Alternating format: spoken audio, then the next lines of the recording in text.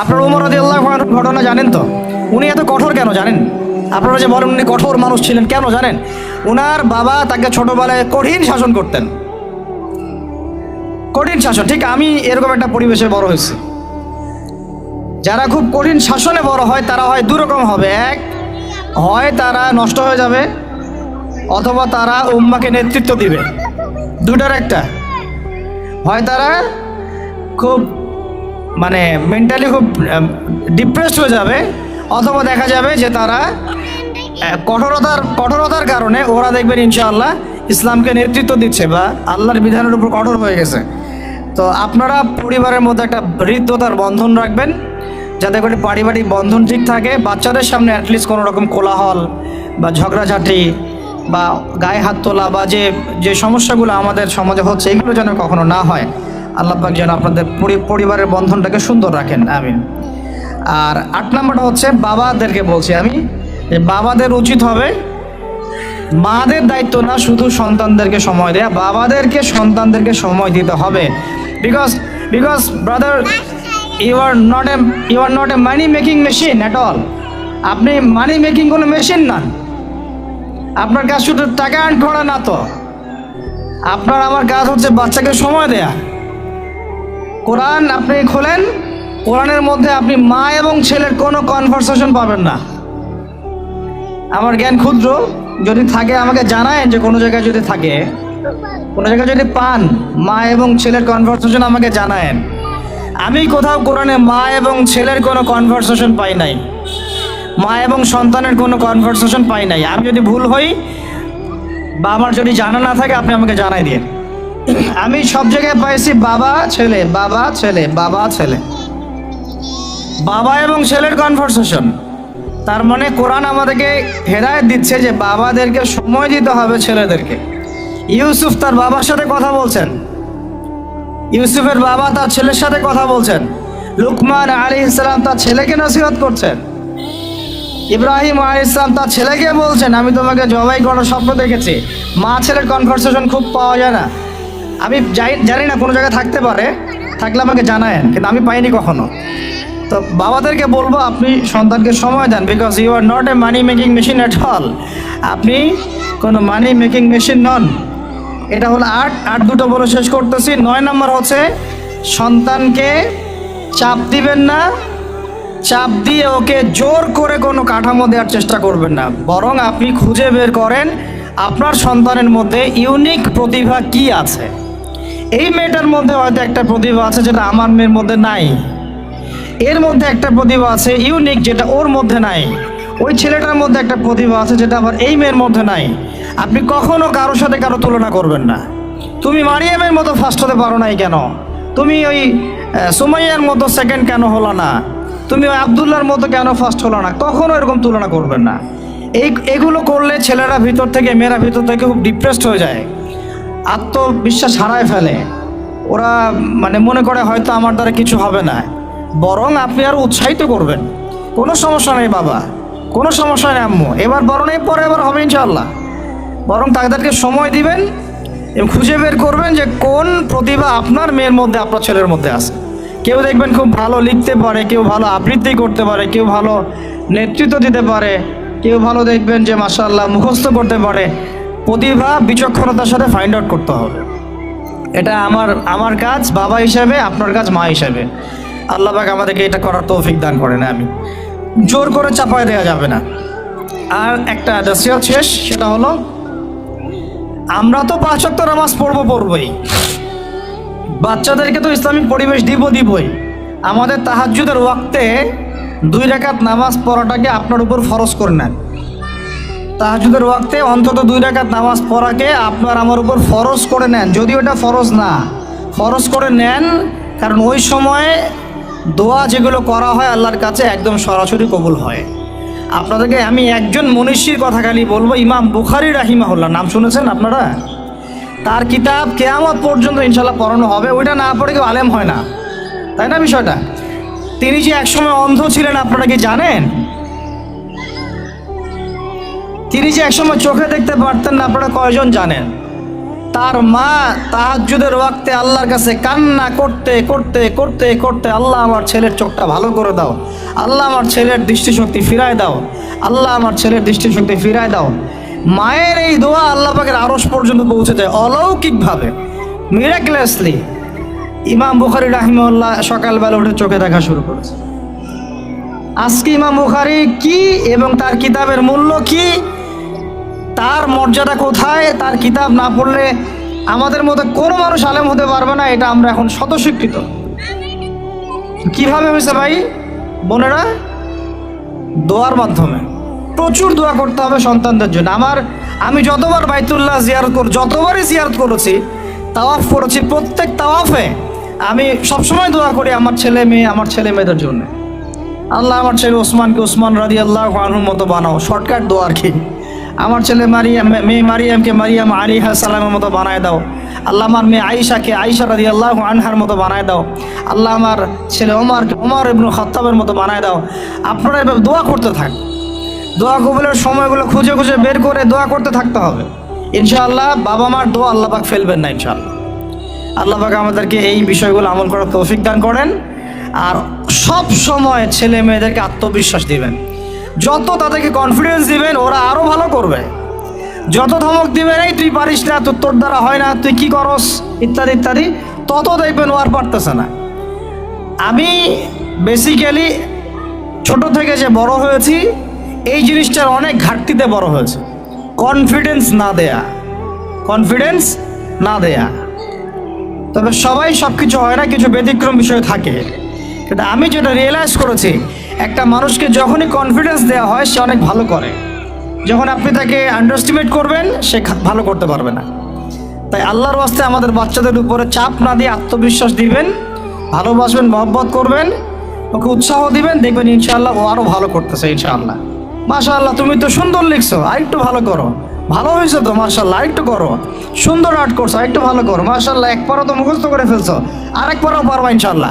ওকে এইভাবে boost up করতে থাকেন ইনশাআল্লাহ তাআলা। দেখবেন এভাবে যদি একটা পরিকল্পনা মাফিক আমরা আগাই, জাস্ট 20টা বছর সবর করি যদি আমরা, আল্লাহ পাক যেন আমাদেরকে তৌফিক দান করেন, টানা 20 বছর যদি আমরা নেক হায়াতের সাথে এভাবে রাত দিন 24 ঘন্টা নিরলস দিনের কাজ করতে পারি, অ্যাটলিস্ট এডুকেশন সেক্টরে, আমাদের তো পলিটিক্যাল সেকশন নাই, ইকোনমিক সেকশন আমাদের হাতে নাই, অ্যাটলিস্ট শিক্ষা সেক্টরে যদি আমরা এভাবে কাজ করতে পারি, আগামী 20 বছরে বাংলাদেশের শিক্ষা ক্ষেত্রে হুলিয়া পরিবর্তন করে ফেলা সম্ভব ইনশাআল্লাহ। কারণ সব কিছু নতুন করে করা লাগবে না, আমরা শুধু সমন্বয় করব, পরিবেশ করব এবং আমাদের জানমাল, সময়, শ্রম, জমি জমা এগুলো ওয়াকফ করবো ইনশাআল্লাহ আল্লাহর জন্য। এবং এগুলো করলে লাভ কি হবে, ওই বিখ্যাত হাদিসটা দিয়ে শেষ করতেছি যে নবী সাল্লাল্লাহু আলাইহি ওয়াসাল্লাম বলেছেন, ইযা মাতাল ইনসান, যখন মানুষ ইন্তেকাল করবে বা করে, ইনকাতা আনহু আমালু, তার আমল নামাটা কেটে দেওয়া হয়, বন্ধ হয়ে যায়। ইল্লা সালাস, 3টা রাস্তা খালি জারি থাকে। 1 নম্বরই হচ্ছে সাদাকায়ে জারিয়া, মানে এমন সাদাকা, এমন কন্ট্রিবিউশন যেটা আমার ইন্তেকাল, আপনার ইন্তেকালের পরেও একেবারে চলতে থাকবে, লং টাইম সাস্টেন করতে থাকবে, এটা একটা। 2 নম্বর ওয়ালাদুন সালেহ, আমার নেককার সন্তান বা আপনার নেককার সন্তান, যে আপনার আমার জন্য কালকে আমাদের মানে পরকালে বারজাখের জীবনে আমরা যখন থাকবো তখন তারা দোয়া করতে থাকবে। আর আমি বলছি আমার ওমরই শুধু আমার ছেলে না, আপনাদের সবার সন্তান আমার সন্তান, আপনাদের সবার মেয়ে আমার মেয়ে। আমি এভাবে কখনো চিন্তা করি না যে যে প্রতিষ্ঠানগুলো আমরা করতেছি বা যে প্রজেক্টগুলো আমরা নিচ্ছি হাতে, এগুলো শুধু আমার ছেলের জন্য, আমার মেয়ের জন্য, কোশ্চিন কালেও না। এদেশের প্রত্যেকটা শিশু আমার শিশু, আমার ছেলে আমার মেয়ে। এদেশের প্রত্যেকটা বোন আমার বোন, এদেশের প্রত্যেক ভাই আমার ভাই। ওইভাবে চিন্তা করে আমাদেরকে না গেলে আমরা জাতিগত পরিবর্তন আনতে পারবো না। তখন আমরা স্বার্থপর হয়ে যাবো, আমার ছেলে বাঁচতেই হলো, আমার মেয়ে বাঁচলেই হলো। তখন হবে কি, আমার ছেলে আদতে বাঁচতে পারবে না, আমার মেয়েও বাঁচতে পারবে না। কারণ ফিতনা যখন সব জায়গায় ছড়ায় পড়বে, আমার ঘরেও তো ঢুকবেই, স্বাভাবিক। আর শেষ নাম্বারটা হচ্ছে আল ইলম, এমন জ্ঞান ইউনতাফাউ বিহিন নাস, যেই জ্ঞান দিয়ে মানুষ উপকৃত হয়। এই হলো শিক্ষা প্রজেক্টগুলো। আল্লাহ পাক এই হাদিসটার উপর আমাদের সবাইকে আমল করার তৌফিক দান করেন, আমিন। আর আমি লম্বা করছি না, আপনাদের অনেকেই ক্ষুধার্ত, আমাদের বাচ্চারা ক্ষুধার্ত। আমরা দোয়া করি আল্লাহ পাক যেন আমাদের সবাইকে পবিত্র কোরআন এবং নবীর হাদিস অনুযায়ী জীবন গড়ার তৌফিক দান করেন। 1 নম্বর, সবাইকে যেন আমাদের এই শিক্ষা প্রজেক্টের সাথে আপনাদেরকে সম্পৃক্ত করেন, আমিন। আমাদের জীবনের গন্তব্যটা আমাদেরকে ফিক্স করার তৌফিক দান করেন, বাচ্চাদেরকে মানুষ করার তৌফিক দান করেন, সবাইকে হালাল খাওয়ার তৌফিক দান করেন, ধৈর্য ধরার তৌফিক দান করেন, নেক আমল আল্লাহ পাক যেন বেশি বেশি করার তৌফিক দেন এবং সুন্নাহ ভিত্তিক জীবন করার তৌফিক দেন। এছাড়াও আমি দোয়া করি মন থেকে আল্লাহ পাক যেন আমাদের বাচ্চাদেরকে সুস্থ রাখেন, আমাদের প্যারেন্টসদেরকে সুস্থ রাখেন, টিচার্সদেরকে সুস্থ রাখেন এবং আমাদেরকে সুস্থতার সাথে আল্লাহ পাক লম্বা সময় দিনের কাজ করার তৌফিক দান করেন এবং ভিতরে বাহিরে যত ইসলাম বিরোধী অপতৎপরতা আছে এগুলোকে আমাদেরকে সাহসিকতার সাথে ফেস করার তৌফিক দান করে দিতে পারবো ইনশাআল্লাহ। একদম প্লে থেকে নিয়ে মাস্টার্স পর্যন্ত আমি কিন্তু এমনি কথাগুলো বলি নাই। আমাকে যদি গভর্নমেন্ট এখনও ডাকে কল করে উপরের লেভেল থেকে, আমি বলছি 5 বছর সময় নেব, খালি জাস্ট 5 বছর সময় নিব ইনশাআল্লাহ। আমাকে 100 জনের প্যানেল দিয়ে দেন, পুরো শিক্ষা সিস্টেম চেঞ্জ করে দেওয়া যাবে ইনশাআল্লাহ। আল্লাহ পাক আমাদেরকে বুদ্ধি প্রতিবন্ধী হিসেবে তৈরি করেন নাই। যারা আছে এদের মাথায় কি আছে, এরা কি পাস করে আসছে এটা আমরা খুব ভালো করে জানি, কিন্তু আমরা অন্যকে আন্ডারএস্টিমেট করতে চাচ্ছি না। আমাদের নিজেদের উপর কনফিডেন্স আছে, আমাদের এটাকে চেঞ্জ করা খুবই সম্ভব, ভেরি মাচ পসিবল। এই ক্লাস 5 পর্যন্ত বাচ্চাদেরকে যদি আমরা এভাবে গড়ে তুলতে পারি, আস্তে আস্তে পর্যায়ক্রমে 8, 9, 10 এভাবে গিয়ে আমরা ইনশাল্লাহ মাস্টার্স পর্যন্ত যেতে পারবো ইনশাল্লাহ। আর যদি দেখা যায় না এই সিস্টেমে পারছি না, তাহলে কোনো সমস্যা নেই, আমরা এটার নাম মাদ্রাসা দিয়ে দিব, কোনো সমস্যা নাই। তহা জিন্নুরাইন ইসলামিক স্কুলের দরকার নাই, আমার তহা জিন্নুরাইন ইসলামিক মাদ্রাসা থাকলেও চলবে। স্কুলই হতে হবে শেষে, নট নেসেসারি। আমার দরকার সিলেবাসটা কি, আমি পড়াচ্ছি কি, আমার এনভায়রনমেন্ট কি, আমার বাচ্চারা খেলতেছে কি না, ভালো খাচ্ছে কি না, ওদের পরিবেশ কেমন, এটা মূল কথা, আমার টাইটেলটা মূল কথা না। আর এই প্রজেক্টটা আমরা চাই সারা বাংলাদেশের 64টা জেলায় একটা করে বড় বড় ইউনিভার্সিটি হোক এবং 68,000 গ্রাম বাংলায় একটা করে মক্তব হোক। তাহলে দেখবেন আগামী 20 বছরে আমি ইনশাআল্লাহ আপনাদেরকে একটা প্রজন্ম করে দিতে পারবো ইনশাআল্লাহ। তবে এই দায়িত্বটা কিন্তু আমার একার না, আমি আপনাদেরকে উদাত্ত আহ্বান খোলামেলা বলতেছি, আপনাদেরকে আগে আসতে হবে। জায়গা থাকলে জায়গা দেন, আপনাদের অর্থের কন্ট্রিবিউশন করতে পারেন সেটা করেন, যদি আপনি ব্যালেন্স দিতে পারেন সেটা করেন, ফাইন্যান্সে হেল্প করতে পারেন সেটা করেন। যদি আপনি এত কিছু না পারেন, আপনার কিছু একটা বিল্ডিং আছে, আল্লাহর জন্য দিয়ে দেন। এটা আপনি আমাদেরকে দিচ্ছেন না, আল্লাহর জন্য দিচ্ছেন। আপনি যদি এটাও না পারেন, অন্তত তাহাজ্জুদে আমাদের জন্য দোয়া করেন, অন্তত দোয়া করেন, অথবা বুদ্ধি দেন, পরামর্শ দেন, বা ধৈর্য ধরে সবর করে আমাদের সাথে থাকেন, থেকে 10টা বছর ওয়েট করেন, দেখেন কি হয়। আমার শুধু আমার মেয়েকে নিয়ে ফিকির না তো, এই প্রত্যেকটা বাচ্চা আমার বাচ্চা, আল্লাহর কসম করে বলতেছি। প্যালেস্টাইনে যখন আমরা দেখি যে আমাদের এক একটা বাচ্চা না খেয়ে মারা যাচ্ছে, তখন আমার নিজের যৌবনের উপর আমার ধিক্কার আসে যে আমি যুবক এখানে বসে আছি আর আমি এই মানে কেবল মন্দের ভালো কিছু কাজ করার চেষ্টা করতেছি, অথচ আমাদের এই যে কচিকাঁচা বাচ্চাগুলো প্রত্যেক দিন বোমার শিকার হচ্ছে। ধিক্কার আমাদের যৌবনের উপরে, ধিক্কার আমাদের ক্ষমতার উপরে, আর ধিক ওই সব রাজতন্ত্রের উপরে যাদের ভিত্তির উপর দাঁড়ায় ওই কাজগুলো তারা করতেছে। আমি বলতে গেলে অনেক বেশি আবেগী হয়ে যাই, তো ওইদিকে আমি যাচ্ছি না। বাচ্চাদের ক্ষুধা পাইছে, আমি শেষ করে দিচ্ছি। আমি জাস্ট আপনাদেরকে 10টা নসিহা করব, জাস্ট পয়েন্ট বাই পয়েন্ট। আমি ফজরের পরে এটা বসে লিখেছিলাম। আপনারা এই 10টা কাজ কখনো ছাড়বেন না, আমাকে ওয়াদা করেন এই 10টা কাজ আপনারা বাচ্চাদের ফিউচারের স্বার্থে কখনো ছাড়বেন না ইনশাআল্লাহ। আমার 1 মিনিট শেষ করে দিচ্ছি। আমার আহ্বান আপনাদের প্রতি একটাই, যে দায়িত্ব এটা আমাদের একার না। ইসলামিক স্কুল করা চারটাখানি কথা না। আমরা এমন একটা সমাজে বাস করি, ভালো কিছু দেখলেই বিভিন্ন লকব লাগায় দেওয়া শুরু করি। কালকে যদি আমাকে একটা লকব লাগায় দেয়, আপনি তো কিছু করতেও পারবেন না। অতএব এই কাজটা আমার একার নয়, এই কাজটা আমাদের সবার। ভালো কিছু দেখলেই আমরা ট্যাগ লাগানো শুরু করি। আর আমাদের ভিতরে যে শত্রুরা আছে, এরা থাকলে বাইরের শত্রুর দরকারই নাই। আর খোলামেলা কি বলবো আপনাদেরকে, ইসলামিক স্কুল করাটা মূল উদ্দেশ্য না আমাদের উদ্দেশ্য হচ্ছে ইসলামিক ইউনিভার্সিটি করা, প্রত্যেক জেলায় অন্তত একটা করে, যেখানে একটা বড় ক্যাম্পাস থাকবে, আবাসিক জায়গা থাকবে, নুরানি থেকে শুরু করে নাজেরা, হিপস, একদম দাওরা ইফতা পর্যন্ত, পাশাপাশি প্লে থেকে মাস্টার্স পর্যন্ত, এই দুইটাকে কম্বাইন করা হবে ইনশাআল্লাহ। এটার জন্য আপনাদের পক্ষ থেকে আমাদের দরকার সহযোগিতা। আমি এভাবে কিন্তু কখনো সহযোগিতা কখনো অনলাইনেও চাই না, অফলাইনে বলিনি কখনো। যতটুকু পারছি আমরা নিজেদের মতো করে করছি, বাট এটা আমার একার পক্ষে আর পসিবল না, আমাদের পক্ষে মোটেই পসিবল না। আমাদের বড় জায়গা দরকার, মাঠ দরকার, এরা খেলবে, আবাসিক জায়গা দরকার, তারপরে এদের ধরেন যে ভালো ভালো টিচার আনবো, আমাকে ভালো স্যালারি দেওয়া লাগবে, আমি যদি ট্রেনার আনতে চাই, আমাকে আরও ভালো ভালো স্যালারি দিতে হবে। আমার দরকার একটা উন্নত পরিবেশ, হাইলি রেকমেন্ডেড একটা ক্যাম্পাস। আমার দরকার স্থায়ী ক্যাম্পাস, যেটা আমাদের স্থায়ী তোহা জিন্নুরাইন অ্যারাবিক মাদ্রাসার নামে ওয়াকফ করা, যেখানে অন্য কারো হস্তক্ষেপ থাকবে না। যে আমাদেরকে বাড়ির মালিক বললেই 2 দিন পর বলতে পারবে না যে কালকে ছেড়ে দেন বাড়ি, পরশু দিন ছেড়ে দেন বাড়ি। মানে মগের মূল্যক একটা প্রতিষ্ঠান মুহূর্তের মধ্যে তো ছেড়ে দেওয়া যায় না। একটা স্বপ্ন নিয়ে আমরা দাঁড়াইছি এখানে। তো এগুলো যারা বুঝে না তাদের সাথে তো আমাদের কথা বলে লাভ নাই। যারা বুঝেন তাদের প্রতি আমার উদাত্ত আহ্বান, আপনারা আপনাদের জায়গা থেকে আগায় আসেন। ইনশাআল্লাহ এটা আমাদের জন্য না, আপনি আপনার সন্তানের জন্য, এই সমাজের জন্য, এই জাতিকে ভালো কিছু দেওয়ার জন্য একটা প্রজন্ম বিনির্মাণের স্বার্থে আপনারা আমাদের সাথে থাকবেন ইনশাআল্লাহ। এটা আমরা আশা করি আপনাদের কাছে। তো আমার 10টা নসিহত হচ্ছে, এক, যে আমাদের বাচ্চাদেরকে ওদের লক্ষ্যটাকে স্থির করাবেন। ওদের জীবনের লক্ষ্যটাকে 1 নাম্বার, ওদের জীবনের লক্ষ্য হবে জান্নাত। এবং আমাদের বরেণ্য যে মানে সিংহ পুরুষরা আছেন উম্মার, ওদেরকে চিনাই দিবেন, ওদের মতো ওদেরকে হতে বলবেন।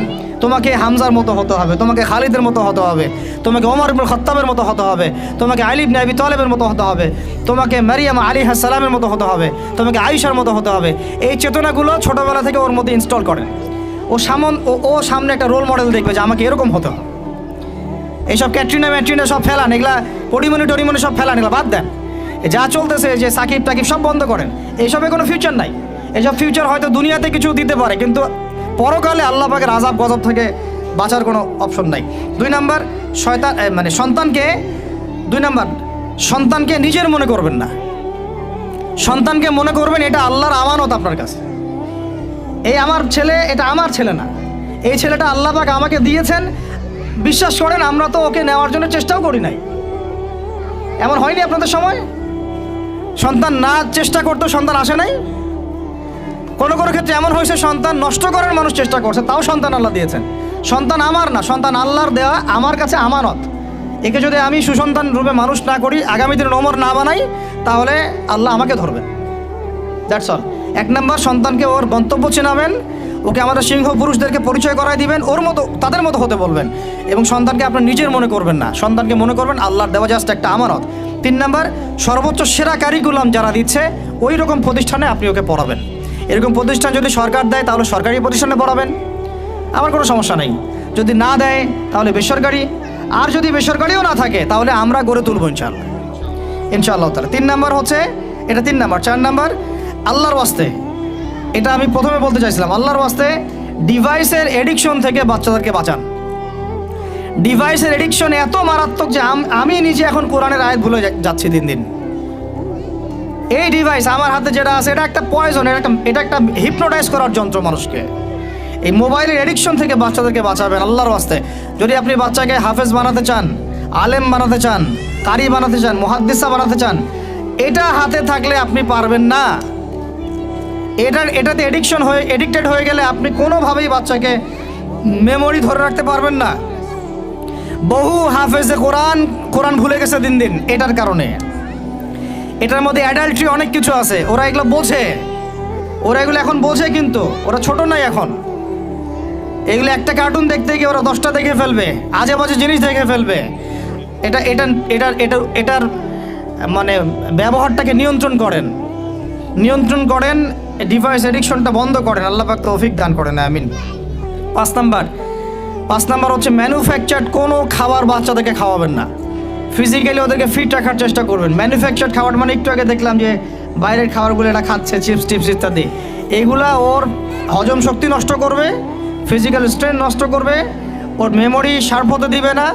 ওকে ভিতর থেকে ওই যে একটা শব্দ একটু আগে বলেছে এক ভাই, যে ব্রয়লার মুরগি বানাই দিবে, আসলেই তাই বানাই দিবে।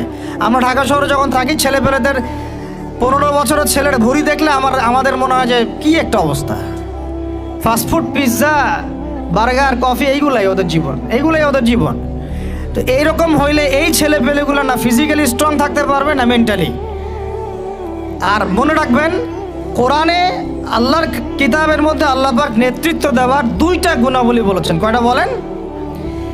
মাত্র 2টা। নেতৃত্ব দেওয়ার জন্য ওই রকম জায়গায় যেতে হলে 2টা গুণাবলী এনশিওর করতে হয়। একটা হচ্ছে ফিজিক্যাল স্ট্রেংথ, একটা হচ্ছে ইলমের স্ট্রেংথ।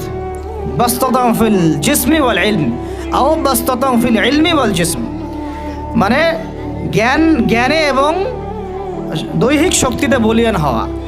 ছোটোবেলা থেকে খাবারে যদি আপনারা সচেতন না হন, এই বাচ্চারা বড় হয়ে দেখবেন যে 15, 20, 30 বছরেই ভেঙে পড়ে গেছে। আমরা এটা চাই না। বিশুদ্ধ খাবার এবং ম্যানুফ্যাকচার্ড খাবার ত্যাগ করা, বাইরের খাবার বন্ধ, এবং যে রুট লেভেল থেকে ভালো খাবার এনে ওদেরকে খাওয়াবেন, পরিষ্কার পরিচ্ছন্নতাকে সর্বোচ্চ গুরুত্ব দেবেন, নিট অ্যান্ড ক্লিন থাকবে আর কি। আমার সাথে আমার পরিবারের যে মাঝে মাঝে যে একটু মিষ্টি মিষ্টি ঝগড়া হয়, আমার একটা জিনিস নিয়ে ঝগড়া হয় যে বাচ্চারা পরিষ্কার না কেন, ঝকঝকা না কেন, একদম সবসময় ঝকঝকা থাকবে, না হলে এই যে হাত দিয়ে এটা ধরতেছে, পেটে হাত দিয়ে, মুখে হাত দিবে, পেটটা নষ্ট হয়। নামাজের মাসালা শেখাতে হয়, ওযুর মাসালা শেখাতে হয়, আমাদের ছেলে মেয়েদেরকে ওমর, খালিদ, হামজার নাম শোনাতে হয়, চেনাতে হয়, হ্যাঁ, ইতিহাস জানাতে হয়, ফিকের মাসালা শেখাতে হয়। কোরআন তেলাওয়াত করতে পারে না 80% মানুষ, ওযু মাসালা, গোসলের মাসালা, ফরজ, ওয়াজিব, সুন্নত, মুস্তাহাব জানে না। 80% জেনারেল লাইনে পড়ে, তারা নামাজের মাসালা বুঝতেছে না। মানে এখন যে একটা পুরো ম্যাসাকার অবস্থা, এটা লাস্ট 220 বছরে এমনি হয় নাই। বেশ কিছু কারণ আছে, তার মধ্যে আমি একটা কারণ ফাইন্ড আউট করেছি, সেটা হলো এই ইকোনমিক কারণ, একটা পলিটিক্যাল কারণ, একটা হচ্ছে সাংস্কৃতিক আগ্রাসন, একটা হলো কাফেরদের দৌরত্ব, একটা হলো আমাদের চেতনা মানে নষ্ট হয়ে যাওয়া, শেকড় থেকে দূরে সরে আসা। সবচেয়ে বড় কথা, আল্লাহ এবং তার রাসূলের সাথে যে প্রতিশ্রুতি দিয়েছিলাম আমরা, এখান থেকে আমরা খেয়ানত করেছি আর কি, খেয়ানতকারী, মূল কথা এটা। এখন কথা হচ্ছে এই লাস্ট 200 বছর আবার কিভাবে এডুকেশনটা নষ্ট হয়ে গেল, কিভাবে, এটা একটা পয়েন্ট। এই পয়েন্টটা আমি আপনাদেরকে জাস্ট 2 মিনিটে বোঝাচ্ছি। এডুকেশনটা নষ্ট হয়ে যায় নাই, বরং এডুকেশনটা কি হয়েছে, এডুকেশনটা মেরুকরণ হয়েছে। এডুকেশনটার কি হয়েছে বলেন? মেরুকরণটা কি? মেরুকরণ মানে হচ্ছে যে আমরা এটাকে শিক্ষা, যে আসলে শিক্ষাই, ইসলামী শিক্ষাও শিক্ষা, ইংরেজি শিক্ষাও শিক্ষা, ম্যাথামেটিক্সও শিক্ষা, সায়েন্সও শিক্ষা, আর্টসও শিক্ষা, কমার্সও শিক্ষা, যতক্ষণ না সেটা কোরআন সুন্নাহর সাথে সাংঘর্ষিক হয়, সব কিছুই জ্ঞান। এই কনসেপ্টটা আমরা ভুলে গেছি। এই কনসেপ্টটা আমাদের বাপ দাদাদের ছিল, মানে 1200 বছর আগে যারা ছিল তাদের এই কনসেপ্টটা ছিল। আমি যে কলমটা দিয়ে কথাগুলো লিখেছি না, এই কলমের যে বলটা আছে, এই বলটা আবিষ্কার করেছে মুসলমানরা, এই কলমটা আবিষ্কার করেছে মুসলমানরা। এই যে কফিটা খাইতে খাইতে আমি এটা লিখছি, এই কফিটা আবিষ্কার করেছে মুসলমানরা। এই কাগজ, এই যে আপনার দফতর, চেয়ার, এই টেবিল, মানে আপনি যেগুলা দেখতেছেন সামনে, যা সামনে দেখতেছেন আপনি, সবই মুসলমানদের। ক্যামেরা, আলোর প্রতিবিম্ব, প্রতিচ্ছবি, রক্ত সংবহন তন্ত্র, আপনার কেমিস্ট্রি, আপনার জ্যোতির্বিদ্যা, আপনার কি বলবো, ফিলোসফি, এটা নিয়ে আরেকটা লেকচার দেওয়া যাবে ইনশাল্লাহ, আরেকদিন দিব এটা দিয়ে। আপনার বল পেন থেকে শুরু করে রাষ্ট্র ব্যবস্থার সংবিধান পর্যন্ত এভরিথিং মুসলমানরা করে দিয়েছিল, এভরিথিং, একটা সেক্টরও বাদ নাই, একটা সেক্টরও বাদ নাই। এটা গড়েছিল কারা? ওই যে 1200 বছর আগে 4 খলিফার যুগে, উমাইয়াদের যুগে, আব্বাসীয়দের যুগে, তারা এগুলো গড়ে দিয়েছিল। পরে যখন অধঃপতনের সময় শুরু হয়েছে আমাদের লাস্ট 220 বছর, 300 বছরে, তখন পশ্চিমারা এইগুলো আমাদের থেকে ধার করে নিয়ে ওর উপর দাঁড়ায় ওদের সভ্যতা নির্মাণ করেছে।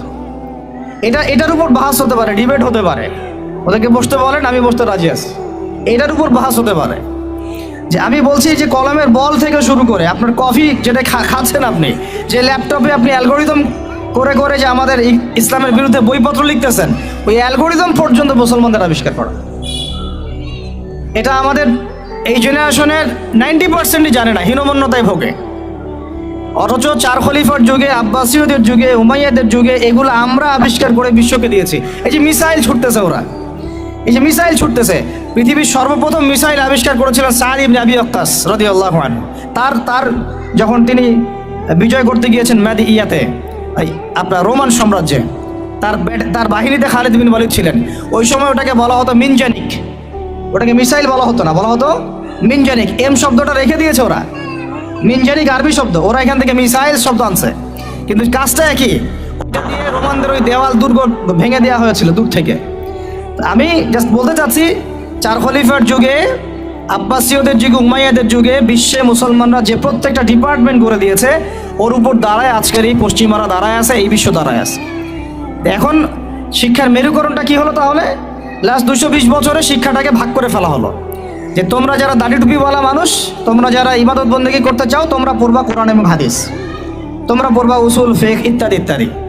আর যারা তোমরা ডাক্তার হতে চাও, ইঞ্জিনিয়ার হতে চাও, ব্যারিস্টার হতে চাও, তারপরে পলিটিশিয়ান হতে চাও ইত্যাদি ইত্যাদি, তোমরা পড়বা ইংরেজি, বাংলা, সায়েন্স, ম্যাথামেটিক্স, হ্যাঁ, আর্টস, কমার্স, ব্যারিস্ট্রি, মেডিকেল সায়েন্স ইত্যাদি তোমরা পড়বা। এই যে মেরুকরণ, এই মেরুকরণটাই হারাম হয়েছে প্রথমে। এটাই একটা বাজে জিনিস হয়েছে শিক্ষার মধ্যে। কখনো মেরুকরণ ছিল না, বরং ওমর রাদিয়াল্লাহু আনহুকে আপনি দেখেন, ওমর রাদিয়াল্লাহু আনহু একজন ফকিহ, একজন হাফেজ, একজন আলেম, একজন বিজ্ঞ খলিফা, পাশাপাশি একজন রাষ্ট্রপ্রধান। এবার আমাদের এগুলো বললে তো ওনারা রাগ করে। আমি তো খোলামেলা ওনাদের সাথে কথা বলি এখন, যে আপনাদের মধ্যে একজন ব্যক্তিকে জুমার খুতবা দিতে পাঠান দেখি, ইয়াতে মেম্বরে 360 জন এমপি একজনকে পাঠান যে জুমার খুতবা দিতে পারো। দাঁড়াই বলবে ইন্নাল হামদুলিল্লাহ নাহমাদুহু ওয়া নাস্তাঈনুহু মান ইয়াহদিহিল্লাহু ফালা মুদিল্লা লাহু ওয়া মান ইউদ্লিল ফালা হাদিয়া। আরবি দিয়ে জাস্ট 5টা মিনিট আপনি খুতবা দিবেন, জুমার খুতবা, এজ এ রাষ্ট্রপ্রধান। দেখেন পারে নাকি? 1200 বছর যিনি খলিফা তিনি খুতবা দিয়েছেন, তিনি ছিলেন ফকিহ, তিনি ছিলেন আলেম, তিনি ছিলেন বিজ্ঞ পণ্ডিত, তিনি হাফেজ। এই 1250 বছরে যিনি ফিলোসফার তিনি এদিকে আবার মুহাদ্দিস, যিনি মেডিকেল সায়েন্সের দক্ষ তিনি আবার এদিকে হাফেজ, সেখানে কারি, সেখানে আলেম। এই শিক্ষার বিভক্তিটা আমাদের মধ্যে ছিল না। সেকুলার কনসেপ্টগুলো যখন আসছে এই লাস্ট 200-300 বছরে, তখন থেকে আস্তে আস্তে শিক্ষাটাকে এইভাবে ভাগ করে আমরা একাকার করে ফেললাম। এখন একজন মসজিদের ইমাম সাহেবকে আপনি যদি জিজ্ঞাসা করেন যে সিরিয়ার রাজধানীর নাম কি, বলতে পারবে না অনেকেই। অর্থনীতির এটা কি, বিটকয়েন কি জিনিস, ও বলবে এটা আবার কি জিনিস। ক্রিপ্টোকারেন্সি কি, বলবে এটার নাম তো জীবনে শুনি নাই, অথচ এটা ইকোনমিক্সের একটা বেসিক জিনিস। ইনফ্লেশন কি দেখবেন অনেকেই বলতে পারতেছে না, কিন্তু সে দাওরাত হাদিস পাস করেছে, ইফতার দিয়েছে, তাখাসুস করেছে। তাহলে শিক্ষাটাকে আমরা এভাবে ভাগ করে ফেললাম। এদিকে আবার যারা জেনারেল লাইন আমরা পড়েছি, ধরেন জিজ্ঞাসা করেন যে ফরজ গোসল কেমন করে করতে হয়, সবাই ফরজ গোসল করি, কিন্তু আমরা যারা ম্যাচিউরড এবং ম্যারিড অনেকেই মাসালা ভুল আছে। অনেকেই পর্দা করে, পর্দার ফরজগুলো বলতে পারবে না। নামাজ, সবাই নামাজ পড়ে, নামাজের আরকান আহকামগুলো বলতে পারতেছে না। আমাদের এই যে ইয়াং জেনারেশন যারা স্কুলে, কলেজ, ইউনিভার্সিটিতে পড়েন, আপনি সবাইকে ধরে ওযুর খালি 4টা ফরজ জিজ্ঞাসা করেন, ওযুর 4 ফরজ কি বলো দেখি, দেখবেন বলতে পারতেছে না। এই যে অবস্থাটা, এটা কি আপনাদের কাছে মনে হয় এমনি হঠাৎ করে হয়েছে? নো, এটা বিগত 100-200 বছরের ওদের মেহনতের ফসল। আর আপনারা কি চাচ্ছেন এটা একদিনে একটা স্কুল দিয়ে চেঞ্জ করতে? মোটেই পসিবল না, আর মোটেই পসিবল না। আর যদি মনে করেন একজন ভাই, একটা সরকার, একটা প্রশাসন, একটা ইসলামিক দল, তার উপর দায়িত্ব চাপাই দিলে আমরা দায়মুক্ত হব, কোনোদিনও সম্ভব না। আমাদেরকে এরকম 30-40 বছরের একটা মিশন নিয়ে নামতে হবে। 30 বছর একটা মিশন নিয়ে নামতে হবে। 30 ইয়ার্সে আমরা কোন জেনারেশন দেখতে চাই। এই আমার মেয়েটার বয়স যখন, এখন বয়স ওর 5 বছর 6 বছর, ওর বয়স যখন 20 বছর হবে, তখন আমি ওকে কোন জায়গায় দেখতে চাই, এবং এই 15 বছর আমি কিভাবে পড়ালে ওকে আমি ওই জায়গায় নিতে পারবো, এই ফিকিরটা আমাদেরকে করতে হবে। এখন কাজ মোটামুটি করা হয়ে গেছে, খালি দরকার সমন্বয়। এই দুইটাকে সর্বোচ্চ সমন্বয় করা। এখন সমন্বয় আবু তোহা আদনান ভাই করবে না, সমন্বয় মিজানুর রহমান আজহারি ভাই করবে না, সমন্বয় বাংলাদেশের শিক্ষামন্ত্রীর দিকে তাকায় থেকে লাভ নাই, সমন্বয় অমুক হুজুর তমুক দল তারা করবে না। সমন্বয়ের দায়িত্ব আপনাদের সবার। কারণ সন্তান তো আপনার ফিকির কি, আপনার চিন্তা কি। আমরা সবাই রেডিমেড পাইলে সেখানে গিয়ে একটা জিনিসকে মানে নার্সিং করতে চাই, যে ওরা করুক তারপরে গিয়ে আমি জয়েন হব না। এই চিন্তাটাই ত্যাগ করতে হবে। আপনাদেরকেই তৈরি করতে হবে প্ল্যাটফর্ম, আপনাদেরকে প্ল্যাটফর্ম তৈরি করতে হবে। আমি খোলামেলা কথা বলতেছি, আপনাদেরকে জায়গা দিতে হবে রংপুরে।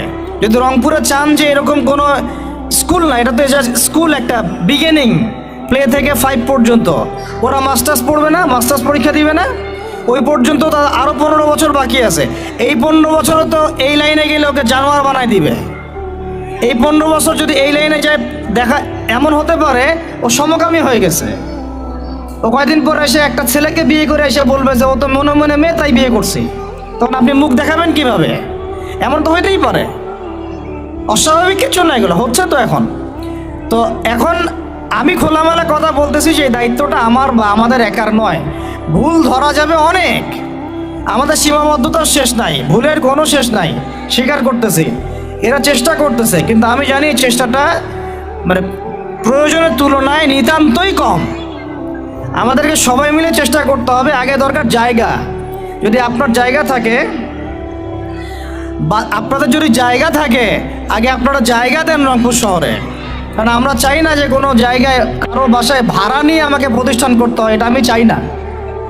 এটা আমরা কেন করব এটা? আমরা যদি আমাদের বাচ্চাদের ফিউচারের জন্য উদ্বিগ্ন থাকি, তাহলে আপনারও তো উদ্বিগ্ন হওয়া উচিত। আপনার যদি 100% জমি থাকে, 10% দিয়ে দেন, 20% দিয়ে দেন, 50% ওয়াকফ করে দেন।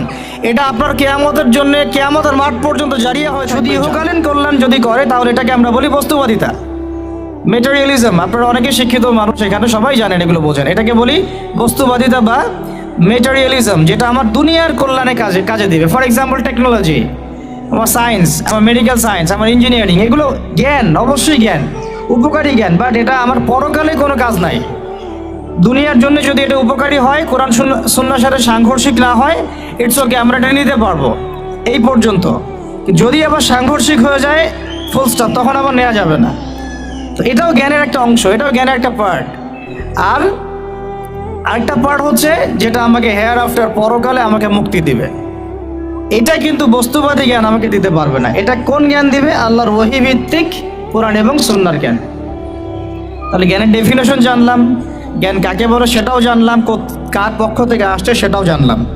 এখন শোনেন যে এই জ্ঞানটা প্রত্যেক নবী আম্বিয়া কেরাম চর্চা করেছেন। আদম আলাইহিস সালাম থেকে শুরু করে মুহাম্মদ সাল্লাল্লাহু আলাইহি ওয়াসাল্লাম পর্যন্ত। আমরা যে বলি, অনেকেই বলি 1,24,000, কেউ বলে 2,24,000, সংখ্যাটা আল্লাহ ভালো জানেন। যত নবী রসুলকে আল্লাহ পাঠিয়েছেন, ওই আসমানি জ্ঞান দিয়েই পাঠিয়েছেন। যেই জ্ঞানকে আমরা বলি ওহী, এক সময় ছিল তাওরাত, দেন জাবুর, ইনজিল, কোরআন। এভাবে প্রত্যেক যুগে যুগে আল্লাহ পাক নবী রসুল পাঠিয়েছেন, তাদের কাছে আল্লাহ পাক জ্ঞান পাঠিয়েছেন, ওহী পাঠিয়েছেন, আসমানি কিতাব পাঠিয়েছেন। আল্লাহ বলছেন ওয়ালিকুল্লি কওমিন হাদ, আমি প্রত্যেক কওমের মধ্যেই হেদায়েত দাতা পাঠিয়েছি। তারা মানুষকে জ্ঞান শিক্ষা দিতেন, আত্মশুদ্ধি অর্জন করাতেন, দুনিয়ার জন্য যা করলেন সেটাও শিক্ষা দিতেন, পরকালের জন্য যেটা করলেন সেটাও শিক্ষা দিতেন।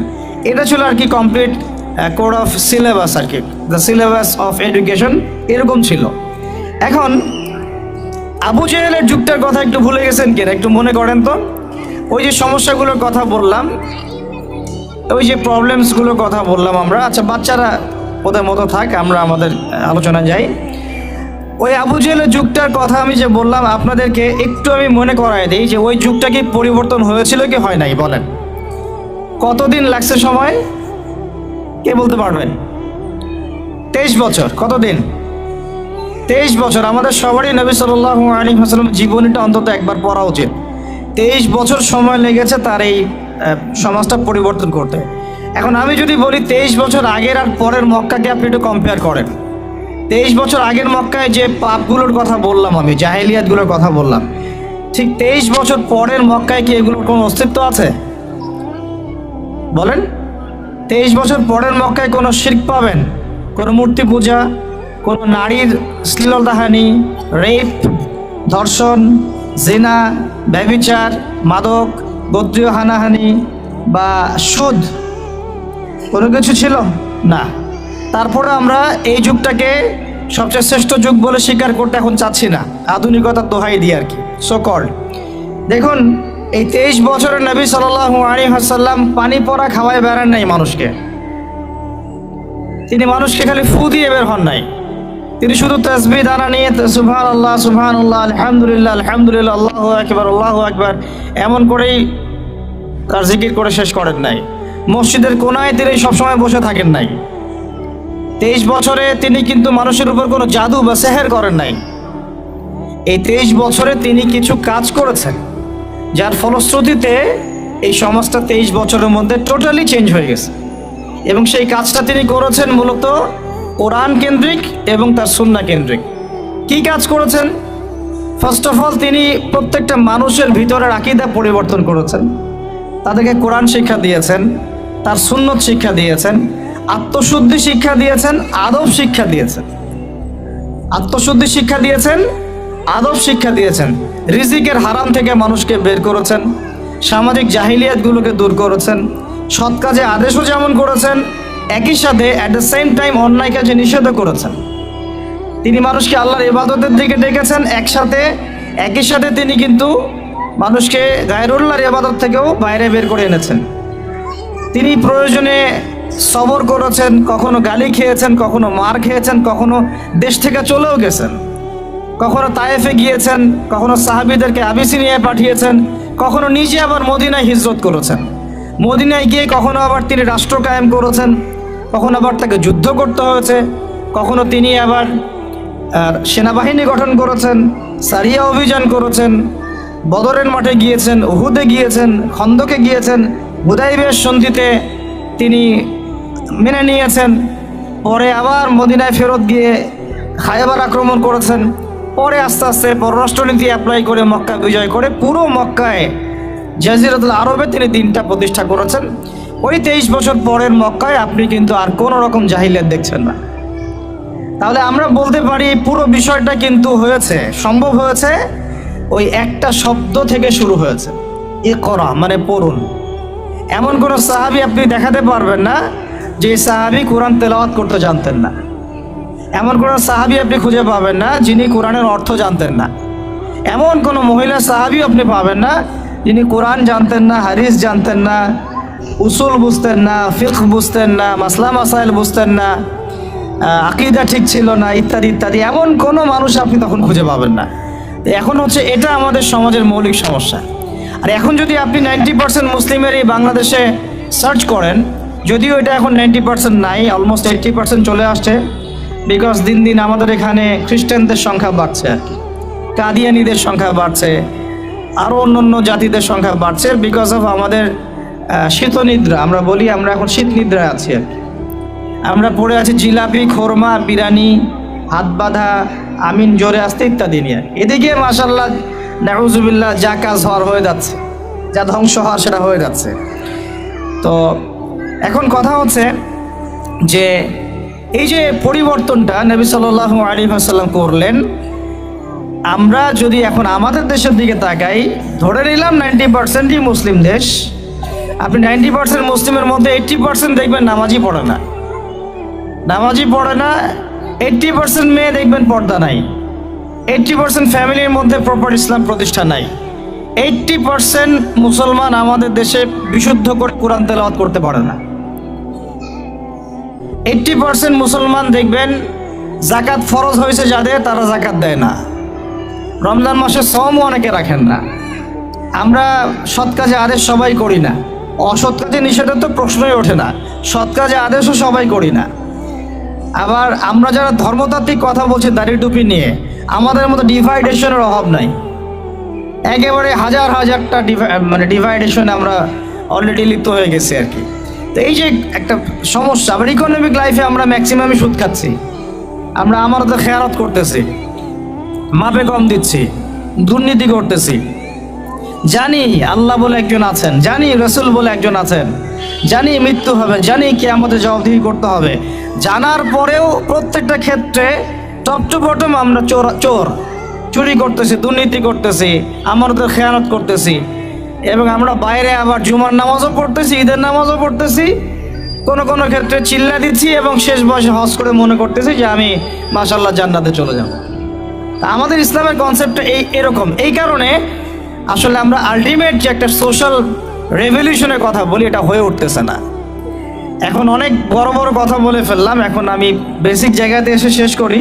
দেখেন নবী সাল্লাল্লাহু আলাইহি ওয়াসাল্লামের এই যে ভিত্তিটা, বেসটা সমাজ সংস্কারের, এটা তার ইন্তেকালের সাথে সাথে কিন্তু শেষ হয়ে যায় নাই, শেষ হয়ে গিয়েছিল কি, বরং তারপরে 4 খলিফার যুগ আসছে। কত খলিফা বলেন? আপনারা তো জানেন অনেকেই। আবু বকর রাদিয়াল্লাহু আনহু প্রায় 2-2.5 বছর শাসন করেছেন। তখন কি ওটা চেঞ্জ হয়ে গিয়েছিল, আবার জাহিলিয়াতে চলে গেছিল? না, ওই জায়গায় ছিল, বরং আরও ডেভেলপ করেছে। তারপর ওমর রাদিয়াল্লাহু আনহু 10 বছর, এই 10 বছরকে বলা হয় বিশ্বের ইতিহাসের সেরা শাসন। আজ পর্যন্ত কেউ এটা প্রতিষ্ঠা করতে পারেনি, পেরেছে? আধুনিক রাষ্ট্র ব্যবস্থার প্রত্যেকটাই ওমর রাদিয়াল্লাহু আনহু থেকেই আসছে, প্রত্যেকটা মন্ত্রণালয় পর্যন্ত। এরা এটা স্বীকার করতে চায় না, স্বীকার করতে চায় না। আমি আমার সাথে যদি বসে ডিবেট আমি প্রমাণ করে দেখাবো ইনশাল্লাহ। তারপরে আসছে উসমান রাদিয়াল্লাহু আনহুর 12 বছর, আরও ডেভেলপ করেছে। তারপরে আসছে আলী রাদিয়াল্লাহু আনহুর প্রায় 2-2.5-3 বছর, ওই সময় একটু গৃহযুদ্ধ হয়েছিল। এটা সাহাবীদের ব্যাপার, আমরা এগুলো নিয়ে কোনো মন্তব্য করব না। সাহাবীদের মধ্যে যত কনফ্লিক্টই হোক না কেন, আমরা তাদেরকে নিয়ে কোনো মন্তব্য করতে যাব না। এটা আকিদার খেলাফ আহলে সুন্নাহ ওয়াল জামাত। তো 4 খলিফার 30 বছরে ইসলাম আরও আগায় গেছে, পিছায় নাই, কিন্তু এক পাও পিছায় নাই আলহামদুলিল্লাহ। এরপরে কি ইসলাম থেমে গেছে? না। এরপর আসছে উমাইয়াদের শাসন। উমাইয়ারা 97 বছর শাসন করছে ওই প্ল্যাটফর্মের উপর দাঁড়াই। তারপরে শাসন করছে আব্বাসীয়রা প্রায় 550 বছর ওই প্ল্যাটফর্মের উপর দাঁড়াই। বরং আব্বাসীয়দের সময় আপনারা জানেন ওই যে খলিফা আল মামুনের নাম শুনেছেন না? খলিফা আল মামুন। তো তখন দেখা যায় যে বাইতুল হিকমা, আমরা যেটাকে বলি দ্য নলেজ অফ উইজডম, বাগদাদে প্রতিষ্ঠা করা হয়েছিল। পৃথিবীর ইতিহাসে এইরকম সমৃদ্ধ বিশ্ববিদ্যালয় লাইব্রেরি কখনো হয় নাই, যেটা 1258 সালে এগুলো কিন্তু আমরা দেখে আসছি আর কি। কেন তিনি হেরা গুহে একা বসে থাকতেন? তিনি কি ওখানে গিয়ে আসলে কোনো তপস্যা ধ্যান করতেন? আসলে ব্যাপারটা এমন না। তিনি সমাজের এই অরাজকতাগুলো দেখে নিজে খুব কষ্ট পেতেন। যেমন আপনি যদি 100% ইসলাম ফলো করা শুরু করেন, পাশের বাসায় যদি ধুমধারাক্কা গান বাজে আপনার খারাপ লাগবে, আপনি মানে এম্বারাসড ফিল করবেন, খুবই রাগ উঠবে আপনার, মনে হবে যে কানটা বন্ধ করে রাখি অথবা গিয়ে ওদেরকে শাসাই। নবী সাল্লাল্লাহু আলাইহি ওয়াসাল্লাম যখন দেখছেন সমাজের মধ্যে এইরকম সমস্যা, ওনার কাছে সমাজটা তখন ভালো লাগছিল না। দ্যাট ইজ ওয়াই তিনি ওখান থেকে কাট অফ হয়ে হেরা গুহায় গিয়ে তিনি রাত কাটানো শুরু করলেন এবং আল্লাহকে ডাকা শুরু করলেন, আল্লাহ কিভাবে আমি এই সমাজটাকে, সোসাইটিকে চেঞ্জ করব। তখনই আল্লাহ পাক সূরা আলাকের এই যে 5টা আয়াত নাজিল করেছেন যে পড়ুন আপনি আগে। এখানে আমাদেরকে বুঝতে হবে, আল্লাহ পাক প্রথমে বলেন নাই যে এই সোসাইটি চেঞ্জ করতে চাও তুমি, তাহলে তুমি আগে নামাজ পড়ো, তুমি আগে সুদ খেও না, তুমি আগে মূর্তি পূজা ছেড়ে দাও, তুমি আগে এদের সাথে সশস্ত্র যুদ্ধ করো। আল্লাহ রাব্বুল আলামিন এমন কোনো কথাই বলেন নাই। মেয়েদেরকে পর্দায় রাখো, এমন কোনো কথা আল্লাহ পাক প্রথমে নাজিল করেন নাই। আল্লাহ পাক বরং বলছেন তুমি পড়ো। আর এমন একজন মানুষকে আল্লাহ পাক এই কথা বলছেন যিনি আদতে লিখতেও জানেন না, পড়তেও জানেন না। আমাদের নবী সাল্লাল্লাহু আলাইহি ওয়াসাল্লামকে বলা হয় উম্মি নবী, অর্থাৎ তিনি স্বাক্ষর করতে পারতেন না।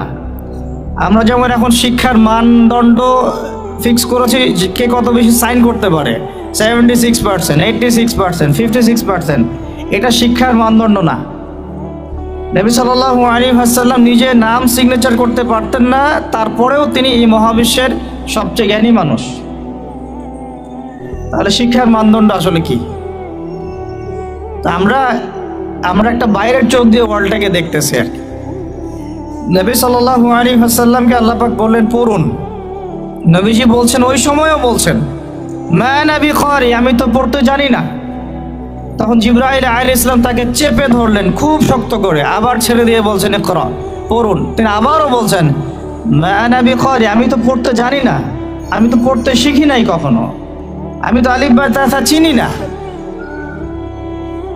আবার চিপে ধরলেন শক্ত করে, তিনি বলছেন আমার মনে হয় জীবনটা বের হয়ে যাবে, এত শক্ত করে ধরেছেন। ছেড়ে দিলেন, ছেড়ে দিয়ে বললেন ইকরা বিসমি রাব্বিকাল্লাযী খালাক, পড়ুন আপনার রবের নামে যিনি আপনাকে সৃষ্টি করেছেন। মানে পড়া আপনাকে আপনার রবই শিখাবেন ইনশাআল্লাহ। জ্ঞান তাহলে কার পক্ষ থেকে আসবে? আল্লাহর পক্ষ থেকে জ্ঞান আসে। তার মানে ইকরা বিসমি রাব্বিকাল্লাযী খালাক, প্রত্যেকটা ইউনিভার্সিটির বাইরে এই জিনিসটা লিখে আছে। যত সেকুলার ইনস্টিটিউশন আছে যেখানে আল্লাহ বিরোধী সংবিধানও পড়ানো হয়, সেখানেও লেখা আছে ইকরা বিসমি রাব্বিকাল্লাযী খালাক, পড়ুন আপনার রবের নামে যিনি আপনাকে সৃষ্টি করেছেন। তাহলে ওই আয়াতটার কি ব্যাখ্যাটা বুঝলেন আপনারা? এখানে বোঝানো হচ্ছে পড়ুন আপনার সেই রবের নামে যিনি আপনাকে সৃষ্টি করেছেন। মানে যে জ্ঞান আমাকে আল্লাহর দিকে নিয়ে যায় সেটাই হলো দ্য ডেফিনেশন অফ নলেজ। আবার বলতেছি, যেই জ্ঞানটা আমাকে আল্লাহর দিকে নিয়ে যাবে সেটাই হলো জ্ঞানের সংজ্ঞা। যেই জ্ঞান আমাকে আল্লাহ থেকে দূরে সরায় দেয় ওইটা জ্ঞান নয়, এটাকেই বলে জাহেলিয়া, অজ্ঞতা। এখন আমরা যদি একটু টপ টু বটম হিসাব করি যে কোন কোন সাবজেক্ট, কোন কোন জ্ঞানগুলো আমাদেরকে আল্লাহর দিকে নিচ্ছে আর কোন কোন সিস্টেম আমাদেরকে আল্লাহ থেকে দূরে সরাচ্ছে, ব্যাস নিজেরাই ক্যালকুলেশন করে বের করতে পারবো কোনটা নলেজ আর কোনটা what is the definition of knowledge. তো এখন কথা হচ্ছে এর পরের আয়াতে আল্লাহ পাক বলছেন যে ইকরা বিসমি রাব্বিকাল্লাযী খালাক খালাকাল ইনসানা মিন আলাক।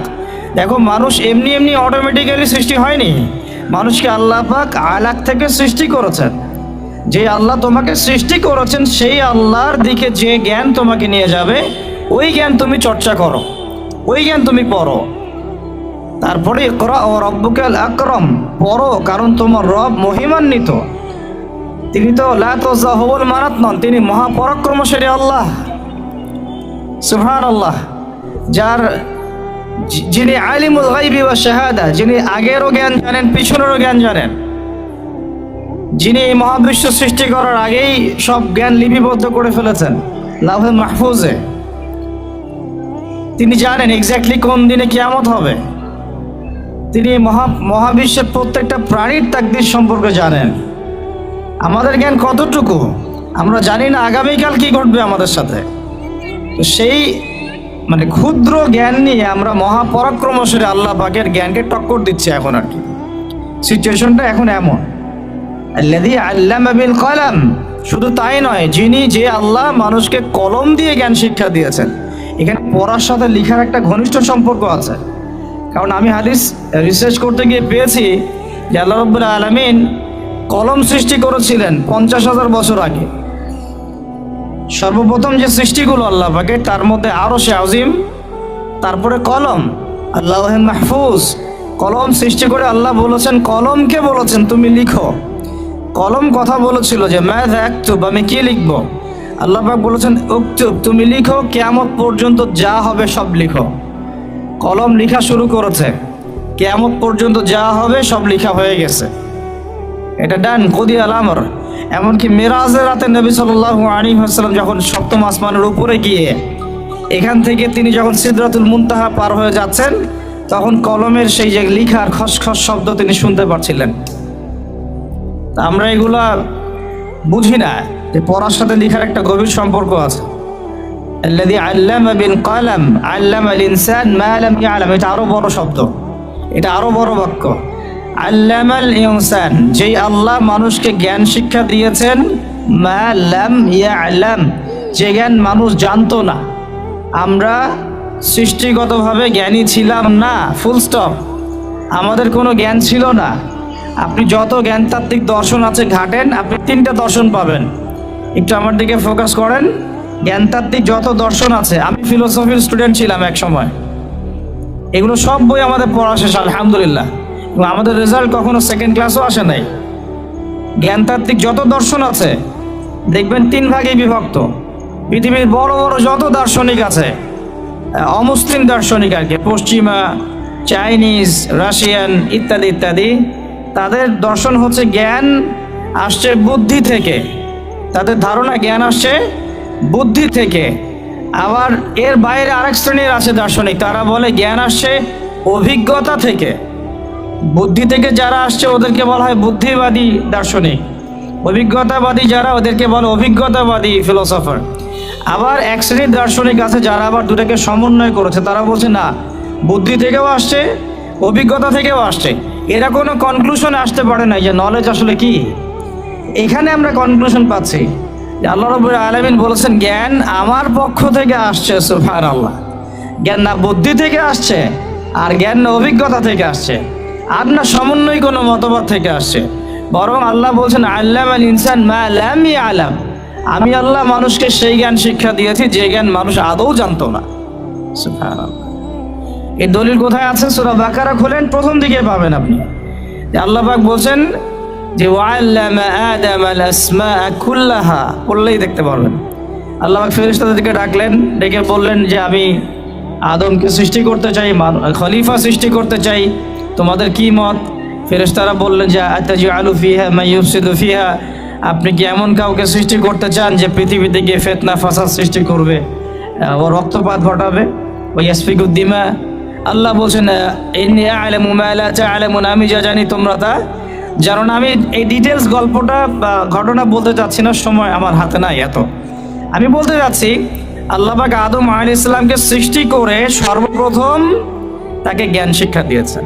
শুধু জ্ঞান না, আল্লাহ বলছেন ওয়াল্লামাল আদামা আসমাআ কুল্লাহা। সামান্য আরবিক জানলে আপনি বুঝতে পারবেন যে আল্লাহ পাক বলছেন যে আমি আদমকে এই মহাবিশ্বের সব জ্ঞান শিক্ষা দিয়েছি। আমাদের পিতামাতা গাছের ছাল বাকল পরে থাকতো না। আমাদের পিতামাতা ওই যে যেগুলো পশ্চিমারা শিখায় আর কি, গুহার মধ্যে গাছের ছাল বাকল পরে থাকতো, হাড় হাড্ডি খাইতো, এরকম ছিল না। বরং প্রথম মানুষ হচ্ছেন একজন নবী, যিনি একজন সবচেয়ে সভ্য মানুষ, যাকে আল্লাহ নিজে সব জ্ঞান শিক্ষা দিয়েছেন। পৃথিবীতে কিভাবে চলতে হবে আল্লাহ শিখিয়েছেন, কিভাবে শিকার করতে হবে, কিভাবে চাষবাস করতে হবে, কিভাবে কাপড় পরতে হয়। আল্লাহ পাক কাপড় নাজিল করেছেন আসমান থেকে প্রথম দিকে, তারপরে বুনন শিক্ষা দিয়েছেন, শিক্ষা, তারপরে বাণিজ্য, কৃষি ইত্যাদি, রাজনীতি, সবকিছু আল্লাহ শিক্ষা দিয়েছেন আদম আলাইহিস সালামকে। এই জন্যই তিনি ছিলেন আল্লাহ পাকের খলিফা। খলিফা মানে পৃথিবীতে যে আল্লাহর হুকুম বাস্তবায়ন করে, যে পৃথিবীতে আল্লাহর হুকুম বাস্তবায়ন করে সে আল্লাহর খলিফা। যে পৃথিবীতে আল্লাহর হুকুম বাস্তবায়ন করে না সে এই দুনিয়াতে শয়তানের খলিফা, ফুল স্টপ। তো আদম আলাইহিস সালাম আল্লাহ পাক তাকে নিজ নিজ জ্ঞানে জ্ঞানী করেছেন, তার পক্ষ থেকে জ্ঞান শিক্ষা দিয়েছেন, এরপরেই ফেরেশতাদেরকে দিয়ে সিজদা করিয়েছেন।